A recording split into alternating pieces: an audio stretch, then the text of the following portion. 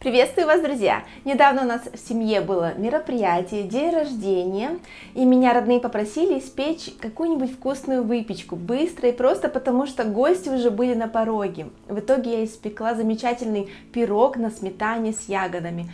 Быстро и легко, тесто готовится менее чем за 10 минут, и еще полчаса на выпекание, но получился просто шедевральный, я бы сказала, пирог, и гости съели по 2 кусочка, поэтому досмотрите видео до конца и обязательно возьмите на заметку этот удачный рецепт. Друзья, все ингредиенты должны быть комнатной температуры. Для начала я вбиваю в миску 2 яйца и буду их взбивать около минуты с помощью венчика. Для этого рецепта нам не понадобится миксер, то есть никакие электрические приборы. Как я вам уже сказала, все проще простого.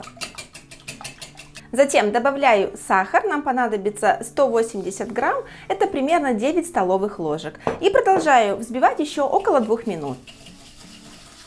Взбивая руками, можно добиться очень хороших результатов. Масса получается достаточно пышная и воздушная. После этого я отправлю сюда сметану и хорошо смешаю все ингредиенты, то есть взбитое яйцо со сметаной. Для пирога нам понадобится сметана 10% жирности. Масло уже остыло, поэтому аккуратненько вливаю его в нашу массу.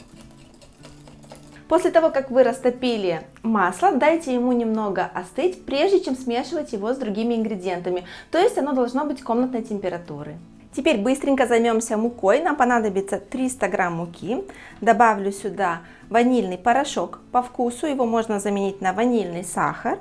Еще я добавлю сюда пакетик разрыхлителя теста, это 10 грамм разрыхлителя. И обязательно щепоточку соли для контраста, для усиления вкуса нашей выпечки. После этого все хорошенечко смешиваю.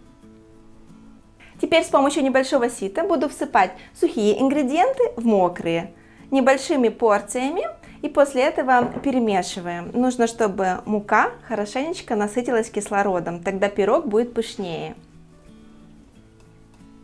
Тесто получается в итоге очень красивое, густое и ароматное.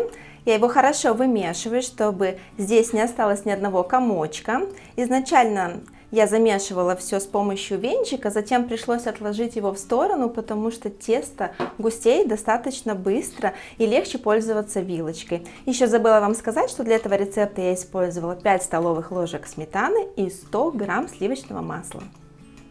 Для выпекания я буду использовать силиконовую формочку, круглую. Не смазываю ее сливочным маслом, потому что, во-первых, тесто к такой формочке не прилипает, во-вторых, в самом тесте достаточно много масла. Вливаю сюда половину теста, которое мы приготовили. После того, как вы влили в формочку полпорции теста, добавьте сверху ягоды. Я буду использовать замороженные, уже размороженные ягоды, которые у меня почти всегда есть в морозилке. Равномерно распределяю их по тесту.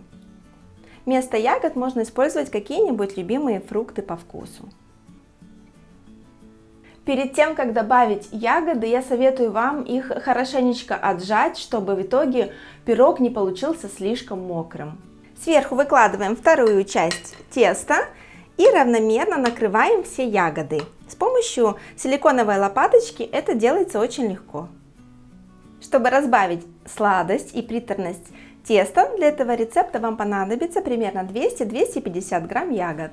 Отправляем тесто в духовку и выпекаем от 30 до 40 минут в зависимости от вашей духовки при 200 градусах. Готовность проверяем шпажкой. Если вашу кухню наполняет аромат ванили и запеченных ягод, значит вы на правильном пути, потому что пирог уже испекся и благополучно остывает на решетке. Появляется риторический вопрос: зачем покупать какой-либо непонятный тортик в магазине на праздник, если на день рождения можно испечь вот такой замечательный пирог? Очень быстро и легко, он невероятно ароматный, нежный, очень мягкий. Мне даже не нужно прикладывать никаких усилий, чтобы его разрезать. А главное, приготовлен дома с любовью, и все ингредиенты мы знаем, то есть знаем, что мы использовали. Посмотрите, друзья, какую вкуснятину можно приготовить буквально за 40 минут. Примерно 10 минут на подготовку теста и 30 минут на выпекание. И можно праздновать в кругу друзей и семьи. Можно подать этот замечательный десерт в какой-нибудь красиво оформленной тарелочке гостям, посыпать его сахарной пудрой или полить сиропом. Еще можете подать его, например, с шариком мороженого. Он очень вкусный. Всем заранее приятного аппетита. Жду ваши комментарии, впечатления под видео. Новые рецепты каждую неделю не пропустите. Всем добра и здоровья!